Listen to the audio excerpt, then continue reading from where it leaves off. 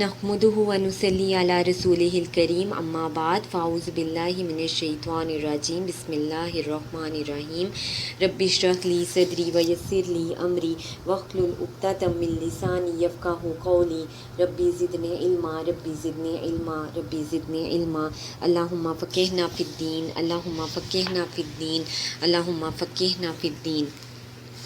आज हम 8वां पारा हम स्टार्ट करते हैं और इसकी आयत हम देखते हैं। आयत नंबर 116 में अक्सरियत का मामला इसमें बताया जा रहा है कि अक्सर लोग जो हैं वो उनका मामला कैसा होता है, वो किस तरह के वो अमल करते हैं। अब अक्सरियत अपनी मर्ज़ी से जीना चाहती है, पाबंदी कबूल नहीं करती, अक्सरियत अल्लाह के दीन से हटा देगी, अक्सरियत गुमान के रास्ते पर चलते हैं, आखिरत पर सोचना नहीं चाहते, हकीकत से रूगर्दानी करते हैं, इसलिए अक्सरियत के कहने पर अमल हमें नहीं करना। हाँ, अगर अक्सरियत शरीयत के मुताबिक चल रही है तो फिर हमें उस पर अमल कर लेना चाहिए। आयत नंबर 120 में गुनाहों से बचने के लिए कहा जा रहा है, और वो कौन से गुनाह हैं जिनसे बचने के लिए कहा गया?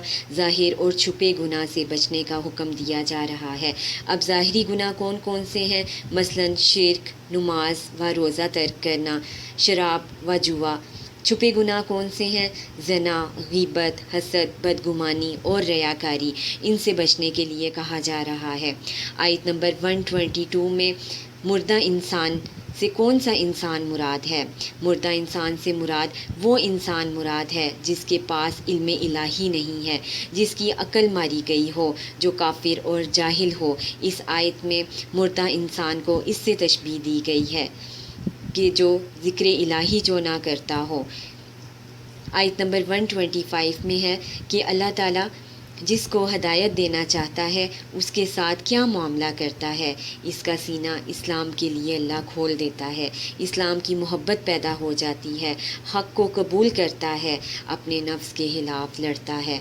अब हमने अपना रवैया देखना है कि अल्लाह ताला अगर मुझे हदायत देना चाहता है तो हम देखें कि क्या इस्लाम की मोहब्बत मुझ में पैदा हो चुकी है, क्या मैं हक़ को आराम और आसानी से मैं कबूल कर रही हूँ, क्या अपने नफ्स के ख़िलाफ़ मैं लड़ रही हूँ। अगर ये तमाम सिफ़ात हम में मौजूद हैं या आहिस्ता आहिस्ता हम में ये खसूसियात आ रही हैं तो इसका मतलब है कि अल्लाह ताला मुझे हदायत देना चाह रहा है। इसी तरह इसी आयत में अल्लाह ताला दिलों की कैफियत अल्लाह ताला बता रहा है कि दिल को कुरान की बातें अच्छी लगने लग जाती हैं, अल्लाह के ज़िक्र की महफिल में घबराहट नहीं होती, इस्लाम की बात समझ में आए और दिल पर बोझ महसूस ना हो, तो ऐसे लोग हकीकत में हदायत पाने वाले हैं। आयत नंबर 126 में सलामती के घर का जिक्र किया गया। अब हमने ये देखना है कि सलामती का घर ये किन लोगों के लिए है। उन लोगों के लिए जो नसीहत कबूल करते हैं, उनके लिए सलामती का घर है। जो इस घर की तलब में मेहनत करते हैं और अच्छे अमल करते हैं, ऐसे लोगों के लिए सलामती का घर है। और सलामती के घर से मुराद जन्नत मुराद है, जो हक़ कबूल करने और अच्छे अमल करने वालों को मिलेगी। अल्लाह ताला हमें भी नसीहत को जल्द कबूल करने वाला बना दे, आमीन। आयत नंबर 132 में क़यामत के दिन अल्लाह ताला हर शख्स का दर्जा मुकर्रर अल्लाह कर देगा। अब अल्लाह ताला किस तरह दर्जा मुकर्रर करेगा? जो दुनिया में आखिरत के लिए जितनी कोशिश करेगा उतना ही दर्जा मिलेगा। दुनिया में नेक अमाल आखिरत में बुलंद दर्जा मुकर्रर करेंगे और कम नेक अमाल कम दर्जे का सबब वो बनेंगे। आयत नंबर 135 में ज़ालिमों का ज़िक्र किया गया और इनको वईद दी गई। उनके लिए कहा गया कि वो कभी कामयाब ना होंगे, आखिरत में नाकामी उनका मुकर्रर है, जहन्नुम इनका ठिकाना है, वो अपने इंजाम को पहुंच जाएंगे। और इसमें ज़ालिम कौन लोग हैं? जो कि शिर्क करते हैं, अल्लाह की नाफरमानी करते हैं, अल्लाह पर झूठ बांधते हैं और कुरान की आयत का मजाक उड़ाते हैं। ऐसे लोगों को ज़ालिम लोग कहा गया और उनका ठिकाना जहन्नुम है। आयत नंबर 141 में तुसरिफ़ु का लफ्ज़ इस्तेमाल हुआ है, जिसकी वजाहत ये है कि बहुत ज़्यादा इस्तेमाल करना, फ़जूल खर्ची करना या बिल्कुल ना नेमतों को इस्तेमाल करना या सारा ज़ाया कर देना गुनाह के कामों में या नेक काम में अपने घर वालों के लिए ना रखना या इनका हक़ अदा ना करना, ये इसराफ़ है जिससे मना किया गया। اب ہم نے اپنا معاملہ دیکھنا ہے کہ مال خرچ کرتے ہوئے میرا کیا رویہ ہوتا ہے. کیا میں فضول خرچ ہوں، یا میں نعمت کو استعمال نہیں کرتی، یا میں بہت زیادہ ضائع کرنے والی ہوں. کیا میں اپنے گھر والوں کے لیے بھی نہیں میں استعمال کرتی، یا ان کا حق ادا میں نہیں کرتی. یہ بھی اسراف میں شامل ہے. آیت نمبر 151 اور 153 میں ہے کہ اللہ تعالیٰ نے انسان پر کچھ پابندیاں عائد کی ہیں جس کے لیے انسان کو ان کا پابند ہونا ضروری ہے. اس کے لیے یہ ہے کہ شرک سے ہم نے بچنا ہے، اولاد کو قتل نہیں کرنا، بے حیائی کے کاموں سے رکنا ہے، یتیم کا مال نہیں کھانا اور دین میں تفرقہ نہیں ڈالنا ہے. اللہ کیا ہے. آیت نمبر 160 میں نیکی کا اجر اور گناہ کا بدلہ قیامت کے دن انسان کو کس طرح ملے گا. نیکی کا اجر 10 گنا ہے اور گناہ کا بدلہ اتنا ہی ملے گا جتنا گناہ اس نے کیا. آئیں ہم نیکیوں میں پہل کریں. اس رمضان میں ہم نیکیاں کمائیں، دوسروں سے سبقت لے جانے کی ہم کوشش کریں اور زیادہ سے زیادہ استغفار کریں. آیت نمبر 165 میں اللہ تعالیٰ نے بعض انسانوں کو بعض پر مرتبہ دیا ہے. اس کی کیا حکمت ہمیں سمجھ آتی ہے؟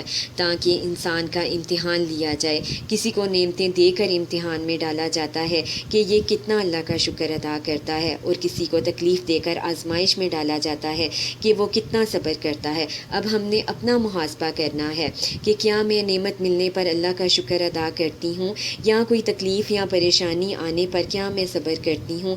اللہ تعالیٰ ہمیں شکر کرنے والا اور صبر کرنے والا بنا دے. آمین ثم آمین. اسی طرح قرآن کی پیروی کرنے والوں کا ذکر کیا گیا کہ ان کو 2 چیزیں اللہ تعالیٰ عطا فرمائے گا. ایک اللہ کی رضا، اور آخرت میں یہ قرآن جو ہے یہ سفارش کرے گا. اس لیے قرآن کے ساتھ جڑ جائیں، اس پر عمل کریں اور بہت زیادہ اس کو آگے پھیلائیں، اپنی زندگی میں اس کو شامل کر لیں. سورۃ الاعراف اب شروع ہوتی ہے. اس کی آیت نمبر 8 ہے. اس میں مفلحون کا لفظ استعمال ہوا ہے. مفلحون کون لوگ ہیں؟ وہ لوگ جو کامیاب ہونے والے ہیں، وہ لوگ جو فلاح پانے والے ہیں، جن کے نیک اعمال کے پلڑے بھاری ہوں گے. وہ فلاح پانے والے ہیں، وہ کامیاب ہونے والے ہیں، جو کہ عظیم کامیابی ہے، اور ایسے لوگ جنت کے حقدار ہوں گے. آج اگر ہم دیکھیں کہ ہمارے نزدیک کامیابی کا معیار کیا ہے، فلاح پانے والے کن کو ہم سمجھتے ہیں دنیا میں رہتے ہوئے، لیکن قرآن ہمیں کیا کہتا ہے کہ جو نیک عمل کرتے ہیں وہ کامیاب ہیں، اور وہی لوگ جنت پانے والے ہیں، اور یہ عظیم کامیابی ہے. اسی طرح ساتھ ہی آیت نمبر 9 میں بتا دیا گیا کہ خسارہ پانے والے لوگ کون ہیں. جن کے نیک اعمال کے پلڑے ہلکے ہوں گے، ایسے لوگ جہنم کی آگ میں ہوں گے. استغفر اللہ ربی من کل ذنب واتوب الیہ. آیت نمبر 11 سے آیت نمبر 22 میں شیطان کے مختلف رویوں کے متعلق بتایا گیا کہ اس کا کون سا رویہ تھا جس کی وجہ سے اس کو جنت سے نکالا گیا. سب سے پہلے یہ کہ اس نے اللہ کی دی ہوئی نعمتوں پر ناشکری کی اور تکبر کیا، اور انسان کو نعمت ملنے پر حسد کا وہ شکار ہوا، اور پھر اس نے انسان کا لباس اتروا دیا اور انسان سے دشمنی کا اظہار اس نے کیا. اب انسان کو اپنا رویہ دیکھنا چاہیے کہ کیا وہ ناشکری تو نہیں کر رہا، کیا وہ تکبر کا شکار یا حسد کا شکار تو نہیں ہو رہا. اور انسان کو اپنے لباس کی طرف توجہ کرنی چاہیے کہ کیا یہ شیطانی رویہ تو نہیں میں اختیار کر رہی اپنے لباس کے متعلق، کیونکہ یہ تمام چیزیں جو ہیں یہ جنت سے دوری کا باعث ہوں گی. ان آیات سے ہمیں ایک بات اور بھی معلوم ہوتی ہے کہ شیطان جو ہے وہ مسلمانوں کو اور جو دین کی راہ پہ نکلتے ہیں، جو قرآن پڑھتے ہیں، ان کو کس طرح وہ گمراہ کرتا ہے. سب سے پہلے وہ دل میں وسوسے ڈالتا ہے، حرام کو حلال کر کے فریب انسان کو دیتا ہے اور بار بار گناہ پر اکساتا ہے، دین کے کام میں مشکلات پیدا کرتا ہے. اور اس کے لیے ہمیں ثابت قدم رہنا ہے اور ان مشکلات کا ہمیں مقابلہ کرنا ہے، اور بہت زیادہ اللہ تعالیٰ کی ہم نے پناہ میں آنا ہے شیطان مردود سے. آیت نمبر 23 میں حضرت آدم علیہ السلام کی دعا کا ذکر کیا گیا.